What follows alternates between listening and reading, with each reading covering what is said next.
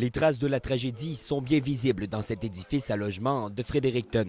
Un individu a ouvert le feu dans un appartement de la promenade Brookside. Je pensais que c'était des pétards, des enfants, tu sais, des firecrackers, comme tu dis. Puis la deuxième fois que j'ai attendu, je savais que c'était pas des pétards. Puis je commence à penser, mais qu'est-ce qui se passe? Deux policiers de l'endroit, les constables Lawrence Robert Costello, 45 ans, et Sarah Burns, 43 ans, sont tombés sous les balles du tireur. Deux civils, un homme et une femme, ont également perdu la vie. Lors de leur arrivée, ils ont trouvé deux victimes. Lorsqu'ils se sont approchés lors des victimes, ils se sont fait tirer eux aussi. Tout le monde était mis comme dans un lockdown.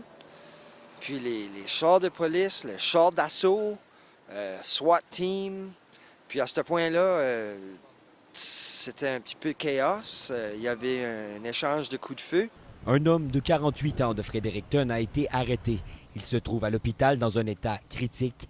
Les motifs du tireur demeurent inconnus. C'est la deuxième fois en 4 ans que les policiers du Nouveau-Brunswick sont affectés par une telle tragédie. Merci pour votre courage.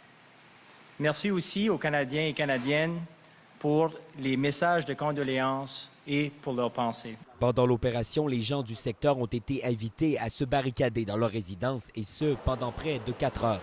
L'événement sème l'émoi dans ce quartier paisible de la capitale provinciale. Ce citoyen raconte qu'à son réveil ce matin, les policiers évacuaient les édifices avoisinants. L'enquête sur les 4 homicides a été confiée à la GRC. Jacob Cassidy, Fredericton.